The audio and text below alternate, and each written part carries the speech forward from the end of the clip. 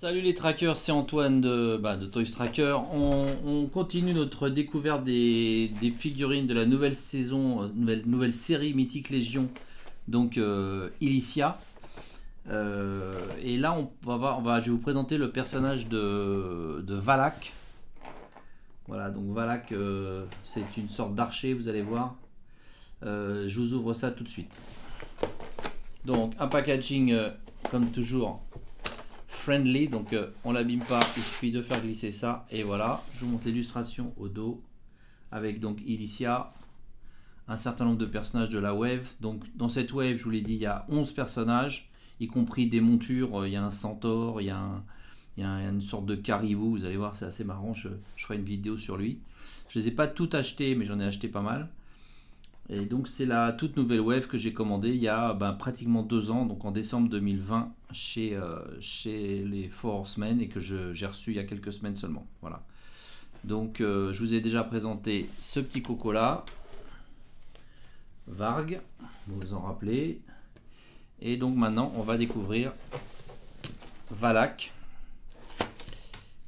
et son petit oiseau, puisque je vois qu'il a un faucon. Alors, le mieux c'est que je vous déballe tout ça et je reviens vers vous dès que c'est prêt.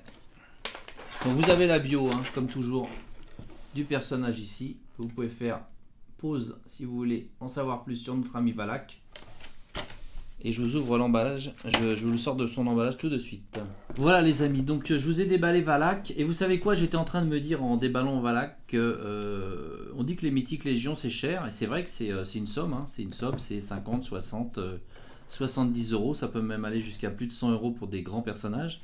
Mais regardez un peu le nombre d'accessoires qu'il y a. Une cape, un arc. Il est accompagné d'un aigle, d'un faucon. Encore une épée dans un fourreau. Ici, bon, on va regarder tout en détail, mais je suis en train de me dire, d'accord, c'est une certaine somme. Mais est-ce qu'il y a beaucoup de figurines qui sont livrées avec autant d'accessoires, que ce soit les Marvel Legends, que ce soit les Black Series Star Wars, que ce soit les Power Rangers, tout ce que vous voulez. On est quand même, et quand on commence à aller sur des séries où il y a beaucoup d'accessoires, comme par exemple les Tortues Ninja ou de chez NECA ou je sais pas moi, il y en a d'autres. Là, quand vous les mettez, voilà, j'allais dire les maîtres de l'univers, non, c'est pas un bon exemple. Là, on est plus cher, on monte en prix. Donc en fait, voilà, c'est vrai que ça a une réputation d'être des figurines chères, mais beaucoup d'accessoires, beaucoup de possibilités de customisation. Bon, voilà. Alors la petite parenthèse d'enfermé, on découvre notre ami Valak, donc qui lui aussi, comme son copain Varg, a une bonne tête de premier de la classe. Et je trouve qu'il a quand même bénéficie d'un super travail de peinture et de sculpture. Donc un costume, là je vous ai mis trop, non, on va baisser un peu la lumière parce que après pas facile de régler l'intensité de mes lampes pour ce personnage, que comme il a un visage blanc, tout de suite ça fait des reflets, ça surexpose le visage. Donc je vais pas mettre trop de lumière, mais je vous laisse admirer son visage qui est vraiment magnifique. Voilà. Le body, donc c'est un body, donc c'est un body comment, parce que c'est quand même un body assez original, parce que son manteau qu'on ne peut pas retirer, je pense. C'est un manteau original, hein, cette espèce de manteau, de veste. Donc ça c'est original. Au niveau des bras également. Donc on est sur une figurine où il n'y a pas eu beaucoup de récupération de choses existantes, hein, même les bottes. Les bottes hautes là. Là on est sur une figurine où il y a que je n'avais jamais vu personnellement, enfin dont je n'avais jamais vu aucune des pièces. A priori je peux me tromper, peut-être les points et encore. Donc là on est quand même sur du 100% original, que ce soit au niveau des vêtements. Alors les articulations, tout ça, bon, on va être toujours sur des articulations classiques, hein, simple articulation genou et simple articulation coude. Voilà. Alors, attendez, Ça, je vais vous l'enlever peut-être pour qu'on voit. Enfin, la tête doit pivoter, mais je vais... Ah, ça, c'est à dégager, bravo. Donc ça, est-ce que ça s'enlève? Non, je pensais que ça s'en irait, cette tunique, cette capuche. Mais non, c'est pas fait pour s'enlever, c'est pas fait pour s'enlever. Oui, donc ça pivote sans problème, je pense. Ouais, faut quand même faire attention de ne pas abîmer le costume noir. On a donc une bonne articulation au niveau des épaules. Quoi qu'on peut pas... Ah si, on peut faire ça. Si, on peut tendre le bras comme ça. J'ai l'impression que c'est des nouvelles articulations un peu différentes de ce qu'il y avait auparavant. Les poignets tournent, le grand écart, pas de problème. Tout le corps va pivoter complètement également. Le torse peut tourner complètement. Là, on a vu que c'était déjà la simple articulation. Le pied pivote et peut également, vous voyez, aller d'avant en arrière comme ça. Voilà, bon, le pot, qu'est-ce que j'ai fait tomber? Je sais même pas. Ça devait être une espèce de... Je sais pas. Alors, quels sont ces accessoires? Donc, des épaulières. Comme d'habitude, on n'est pas obligé de les mettre. Et vous avez deux épaulières très élégantes avec cette petite lanière en cuir par-dessus. Il y a des petites pièces de métal. Donc ça, il y a des trous derrière. Ça se met comme ça. On met une là. Parfois, c'est pas mal de chauffer un petit peu, mais bon. On va sauter cette étape, même si c'est pas bien. Même si c'est pas bien, parce que parfois ça va casser à cause de ça. Voilà, donc vous voyez, ça lui donne un aspect différent déjà quand on met les épaulières. Hein, ça lui donne un côté un peu plus balèze, un peu plus badass forcément. Il a un arc qui est vraiment magnifique parce qu'il est comme laqué, son arc. Vous voyez, tout noir, un noir laqué avec des petites gravures ici. Très bel arc. Avec bon, bah, la petite corde forcément.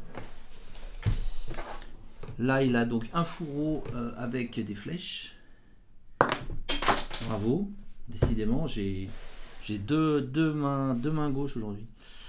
Les flèches ne se retiraient pas, je vous rassure. La flèche qui se retire, elle est ici. Elle est ici. Voilà, donc une petite flèche. Bon. Dommage qu'on voit des petites marques ici de découpe, je pense, d'usine. Et les petites marques qu'on voit là. Les deux petites marques, c'est parce que dans, on a vu dans la chaîne de production, c'est après ils les coupent. Donc c'est éventuellement mettre un petit coup de... Oh, ça part même à la main comme ça.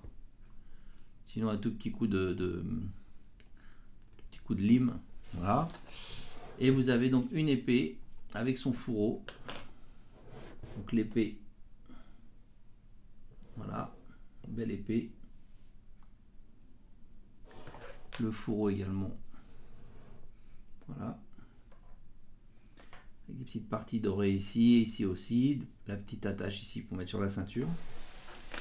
Une cape qu'on lui mettra tout à l'heure.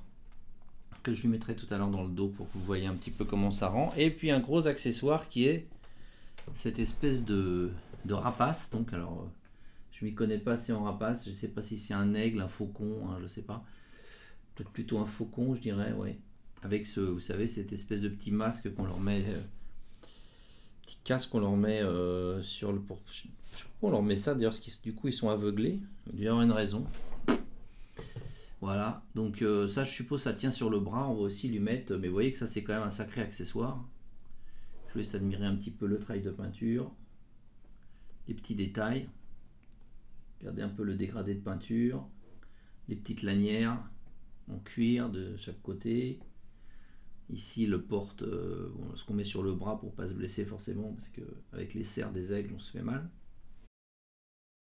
Voilà, donc beaucoup d'accessoires, une belle figurine très élégante.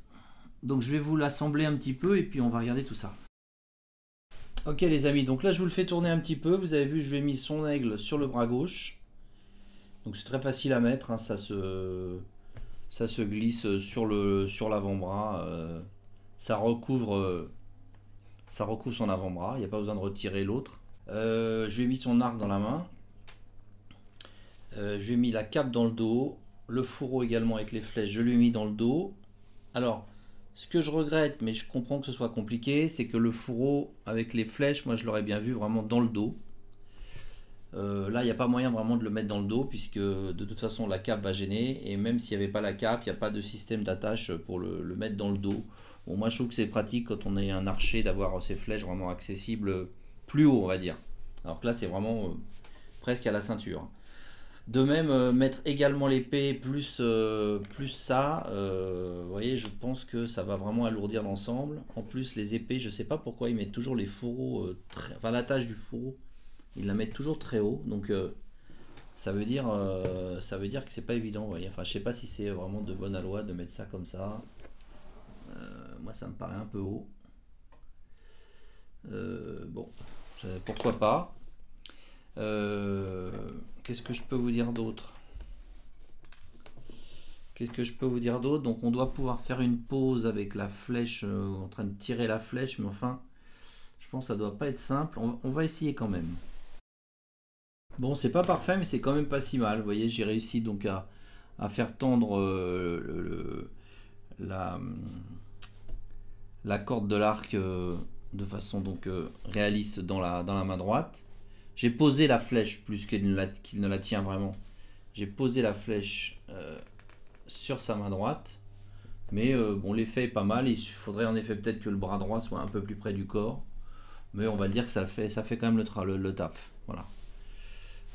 C'est pas, enfin, après, faut pas la faire bouger. La flèche va tomber. Hein. Il faudrait pouvoir coincer véritablement la partie arrière de la flèche, là où il y a les plumes, je crois qu'on appelle ça. Enfin, je suis pas sûr. Il faudra vraiment pouvoir faire tenir ça dans les doigts. Là, c'est posé, mais c'est pas trop mal. Je suis assez content de moi. Je vais vous rapprocher un petit peu. Ah bah voilà, j'ai rien de la faire tomber. Attendez, je vais vous montrer comment j'ai fait, mais c'est tout bête. Hein. J'ai juste fait reposer ça sur le pouce et j'ai mis ça comme ça. Mais dans une vitrine, ça passe. Voilà, bien entendu, ça veut plus tenir. Bon, enfin, vous avez vu, ça tenait. Hein. Vous me faites confiance, vous l'avez vu. Donc voilà, ben écoutez, moi ce qui me plaît dans cette figurine, c'est qu'il y a beaucoup d'accessoires. Hein. L'arc, le faucon, une cape en tissu. Oh là là là, c'est une catastrophe aujourd'hui. Une cape en tissu. Une épée, beaucoup d'accessoires. C'est pas toujours le cas. Voilà les amis, bah, écoutez, c'est une petite présentation rapide de Valak. On va continuer à regarder. Je vais le mettre à côté de Varg pour que vous voyez un petit peu. Donc, alors, il est un peu plus grand que Varg, hein, forcément. Voilà, mais ils vont bien ensemble tous les deux. Apparemment, ils ont l'air de faire partie un petit peu de la même famille, avec leur teint bien livide et leur petite touche rose sur la figure. Voilà, donc plutôt content de cette figurine. On va continuer à découvrir les autres figurines de la Wave. N'hésitez pas à vous abonner si ça n'est pas fait. N'hésitez pas aussi à aller sur le site Toys Tracker. J'ai mis quelques Mythic Légion récentes. Vous allez voir notamment de la série des Legion Builder, ce qui permet de constituer des armées. C'est pas idiot. Il y a moins d'accessoires, mais on a quand même la qualité Mythic Légion. Et vous allez voir, il y a un barbare, il y a un gladiateur, il y a un ogre, donc une figurine plus grande. Donc tout ça, je vais vous afficher les visuels et n'hésitez pas à aller les découvrir sur mon site Toys Tracker. Voilà les amis, à bientôt pour d'autres Mythic Légion. Salut les amis, ciao.